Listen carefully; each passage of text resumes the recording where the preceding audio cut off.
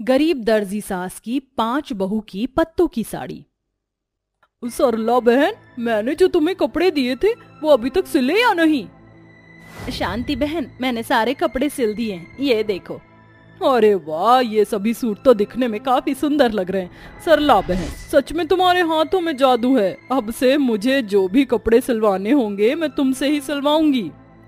सरला एक गरीब परिवार से होती है जो गांव के लोगों के कपड़े सिलकर अपने घर का गुजारा करती थी। सास अपनी 5 बहुओं मेघा, कोमल, आरती, काव्या और मुक्ति के साथ रहती थी। सरला की 5 बहुएं घरों में जाकर काम करती थी और वहीं सरला के 5 बेटे अर्जुन, करण, राम, आशुतोष और ऋषि पास ही के शहर में काम किया करते थे। सभी लोगों की कमाई से घर का गुजारा ठीक ठाक हो जाया करता था। ऐसे ही समय गुजरता रहता है। अरे बातों बातों में तो मैं तुम्हें ये शादी का कार्ड देना ही भूल गई। अगले हफ्ते मेरी बेटी की शादी है तो तुम अपनी 5 बहू के साथ जरूर आना। ये भी कोई कहने की बात है, तुम्हारी बेटी मेरी बेटी की तरह ही है, हम जरूर आएंगे।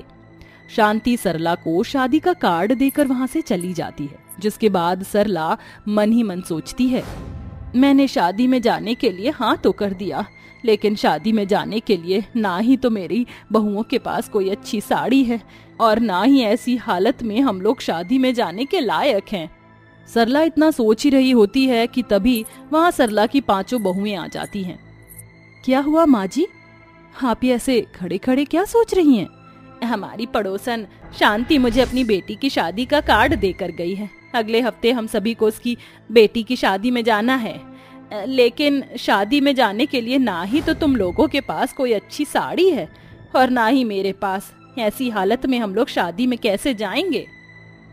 माँ जी, आप फिक्र क्यों कर रही हैं? शादी में हर कोई हमारी फटी हुई साड़ियाँ थोड़ी ना देखेगा। जी माँ जी, कोमल बिल्कुल ठीक कह रही है, हमारे पास जितनी साड़ियाँ हैं हम वही पहन लेंगे। कितनी बदनसीब सास हूँ मैं, अपनी बहुओं को एक साड़ी भी नहीं दिला सकती। सच में ये गरीबी इंसान को हद से ज्यादा मजबूर कर देती है। ऐसे ही दिन गुजरते रहते हैं और शादी का दिन करीब आ जाता है और सरला अभी भी इसी सोच में होती है कि वो अपनी बहुओं को फटी हुई साड़ी में शादी में कैसे ले जाए कि तभी सरला की नजर उसके आंगन में लगे पौधों के पत्तों पर पड़ती है और वो मन ही मन सोचने लगती है, क्यों ना मैं इन पत्तों को अपनी बहुओं की फटी हुई साड़ी पर लगा दूं। इससे साड़ी का एक नया डिजाइन बन जाएगा और हम सब लोग बिना किसी शर्म के शादी में जा पाएंगे। सरला को अपनी तरकीब अच्छी लगती है, जिसके बाद सरला अपने आंगन से कई सारे पत्ते तोड़ती है और जहाँ जहाँ से उसकी बहू की और उसकी साड़ी फटी हुई होती है तो उन पत्तों को वो अपनी सिलाई मशीन से साड़ियों पर लगा देती है। उसके बाद शादी का दिन आ जाता है। सरला और सरला की 5 बहुएं वो पत्तों की साड़ी पहनकर शादी में जाती हैं। शादी में मौजूद हर किसी को सरला की साड़ियाँ पसंद आती हैं और वो उसकी बहुत तारीफ करते हैं। सरला बहन, मैं तो मान गई तुम्हें, तुमने तो इन पत्तों की साड़ियों से मेरी शादी में 4 चांद लगा दिया। हर कोई तुम्हारी और तुम्हारी बहुओं की साड़ी की ही बात कर रहा है।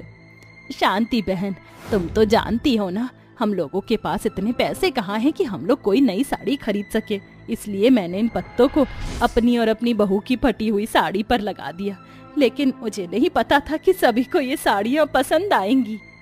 अपनी साड़ियों की इतनी तारीफ होता देख सरला को बहुत खुशी मिलती है, जिसके बाद सरला अपनी 5 बहुओं के साथ खुशी खुशी से शादी को अटेंड करती है। शादी खत्म होने के बाद सरला अपनी 5 बहुओं के साथ घर वापस आ जाती है और रोजमर्रा की तरह अपनी जिंदगी को जीने लगती है।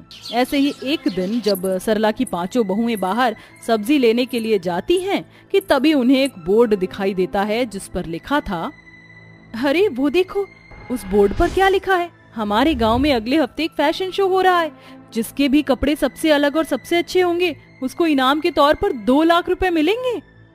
इतनी बड़ी रकम, अगर ये पैसे हमें मिल जाएं तो इन पैसों से तो हम सभी लोग एक नया काम शुरू कर सकते हैं और खुशी खुशी बिना किसी परेशानी के अपनी जिंदगी गुजार सकते हैं। मुक्ति, तुम ठीक कह रही हो, लेकिन इसमें ये भी लिखा है कि जिसके कपड़े सबसे अलग और अच्छे हों, और हमारे कपड़े तो ना ही तो अलग हैं और ना ही इतने अच्छे, बिना इसके हम ये कंपटीशन कैसे जीतेंगे। आरती की बात सुनकर बाकी 4 बहुओं को ये एहसास हो जाता है कि वो कुछ ज्यादा सोच रही है, जिसके बाद 5 बहुएं उदास होकर अपने घर लौट जाती हैं और कामों में लग जाती हैं। कि तभी वहाँ सरला आ जाती है और देखती है कि उसकी पांचों बहुएं बहुत उदास होकर काम कर रही हैं।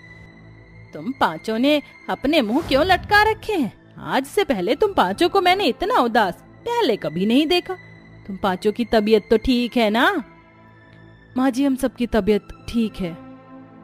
तू इतनी उदास क्यों दिख रही हो? क्या कोई बात है? सरला के पूछते ही पांचों बहुएं उसे सारी बात बताती हैं, जिसे सुनकर सरला कहती है, अगर 2 लाख जितनी बड़ी रकम हम सभी को मिल गई तो हम सभी का तो नसीब खुल जाएगा, लेकिन इसके लिए हमें अच्छे और अलग तरह के कपड़े चाहिए होंगे और हमारे पास तो एक सूट खरीदने तक के पैसे नहीं है। हम ऐसे कपड़े कहाँ से लाएंगे? सरला की बात सुनकर सरला की पांचों बहुएं फिर से उदास हो जाती हैं। सरला काफी देर तक सोचती है, लेकिन सरला को कोई तरकीब नहीं सूझती कि तभी सरला की नजर फिर से अपने आंगन के पत्तों पर पड़ती है, जिसे देखकर सरला कहती है, तुम लोगों को याद नहीं कि कैसे मैंने पत्तों से तुम लोगों के लिए साड़ी बनाई थी? मैं तुम सबकी फटी हुई साड़ियों पर पत्ते लगा दिए थे और सबको वो साड़ी पसंद आई थी। अब तो पूरी की पूरी साड़ी ही पत्तों की होगी। मुझे यकीन है कि तुम्हारी पत्तों की साड़ी जरूर सबको पसंद आएगी।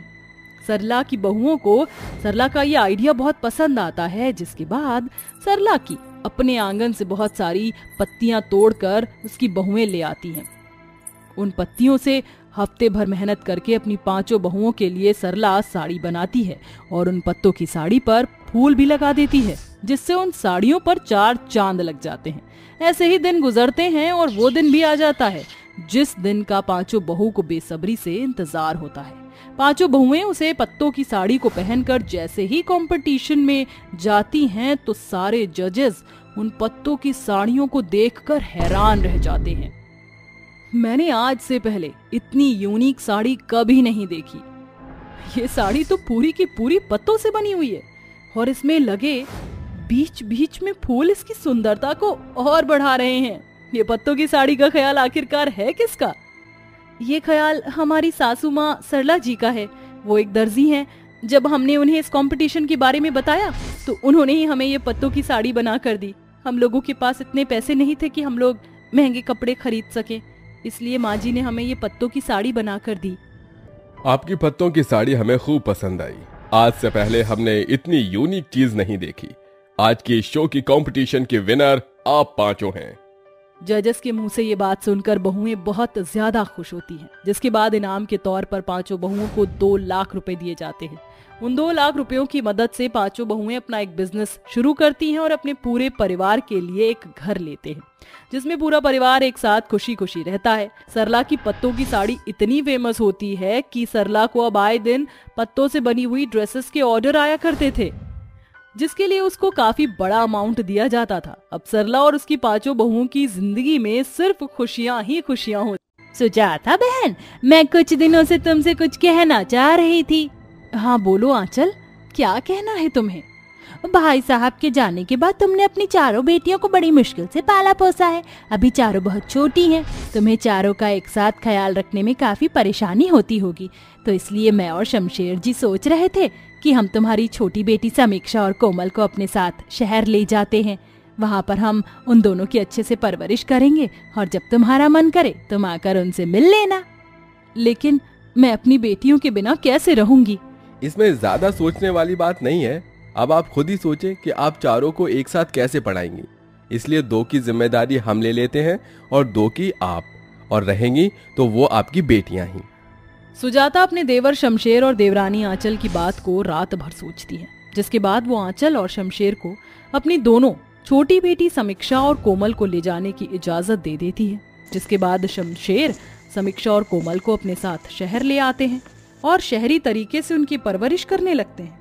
वहीं गांव में रह रही सुजाता अपनी दोनों बड़ी बेटियों अनुराधा और रुक्मणी के साथ रहती थी और गांव के तरीके से उन दोनों बहनों की परवरिश करती थी। ऐसे ही समय गुजरता है और समय गुजरने के साथ आज चारों बहनें बड़ी हो जाती हैं। समीक्षा, कोमल, इतनी रात में तुम दोनों कहाँ जा रही हो? चाची, वो हमारे फ्रेंड का बर्थडे है तो हम उसी की पार्टी के लिए जा रहे हैं, तो आप लोग हमारा वेट मत करना, हम लोग सुबह ही आएंगे। लेकिन बेटा, तुम दोनों जानती हो ना, आजकल का माहौल ठीक नहीं है और तुम इतने छोटे कपड़े पहनकर देर रात बाहर जा रही हो। मेरी मानो तो रहने दो, चाची आप भी ना क्या गांव वालों की तरह बातें कर रही हैं? हाँ, भूल गई क्या? हम शहर के रहने वाले हैं, गांव के नहीं। और आजकल की ऐसी ही लाइफ होती है, सो आपको हमारे लिए परेशान होने की कोई जरूरत नहीं है। हम लोग अपना ख्याल रख सकते हैं। इतना कहकर समीक्षा और कोमल दोनों ही अपनी चाची और चाचा की बातों को अनसुना करके चली जाती हैं और क्लब पहुंचकर अपने दोस्तों के साथ काफी एंजॉय करती हैं और ड्रिंक पीती हैं। शहरी आदत की वजह से समीक्षा और कोमल दोनों ही बिल्कुल बिगड़ चुकी थीं, जिसके चलते आंचल और शमशेर हमेशा उन दोनों के लिए परेशान रहते हैं। लेकिन वहीं दूसरी तरफ गांव में रह रही रुक्मणी और अनुराधा अपनी दोनों शहरी बहनों से बहुत ही अलग थी।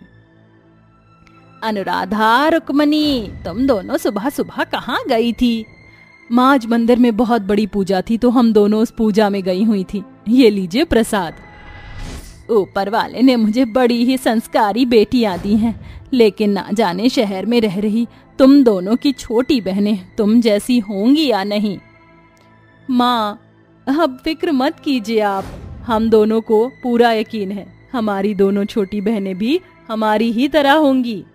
जहाँ आंचल और रुक्मणी घर के सारे काम संभालती, वहीं समीक्षा और कोमल पूरा दिन सिर्फ पार्टी, शॉपिंग, घूमने फिरने में ही लगी रहती। इन सब से आंचल और शमशेर काफी परेशान हो गए थे। आंचल, मुझे लगता है कि हमने कोमल और समीक्षा को शहर लाकर गलती कर दी है। मैं तो सुजाता भाभी की परेशानी को कम करना चाह रहा था, लेकिन ये दोनों तो शहर आकर शहर के रंग में इतना घुल गई हैं कि अपने सारे संस्कारों को भूल चुकी हैं। क्यों ना इस बार गर्मी की छुट्टियों में हम सभी लोग गांव चलें। क्या पता गांव जाकर अपनी बड़ी बहनों को देखकर ये भी उनसे कुछ सीख जाए। आप सही कह रहे हैं, हमें गांव चलना चाहिए, क्या पता आपकी बात सच हो जाए। जिसके बाद आंचल और शमशेर गांव जाने की तैयारियों में लग जाते हैं और कुछ दिनों में समीक्षा, कोमल, आंचल और शमशेर गांव के लिए निकल जाते हैं। छी, चाचा चाची, ये आप हमें कहाँ ले आए हैं? यहाँ कितनी बदबू है, प्लीज यहाँ से चलिए। समीक्षा, ये तुम कैसी बातें कर रही हो? ये जिस जगह तुम्हारा जन्म हुआ है उसी जगह को तुम छी कह रही हो? समीक्षा और कोमल को अपना गांव बिल्कुल पसंद नहीं आता, लेकिन शमशेर उनकी एक नहीं सुनता और उन्हें घर ले जाता है। ये कैसी जगह है? ना तो यहाँ लाइट है, ना फैन है और ना ही नेटवर्क। हम बिना इन चीजों के यहाँ कैसे रहेंगे? तुम दोनों इतनी गर्मी में इस गांव में कैसे रह लेती हो? मैं तो यहाँ किसी कीमत में भी ना रहूं। कोमल, समीक्षा, इतनी भी गर्मी नहीं है यहाँ, हम बचपन से ही इस गर्मी में रह रहे हैं और तुम भी तो बचपन में यहाँ रहा करती थी। लगता है तुम दोनों को शहर जाकर शहर की हवा लग गई है, लेकिन कोई बात नहीं, कुछ दिन यहाँ रहोगी तो इस माहौल में ढल जाओगी। चलो हमारे साथ, बाहर राशन की बोरियां आई हुई हैं, उन्हें उठाकर हमारे साथ रसोई घर में रखवाओ।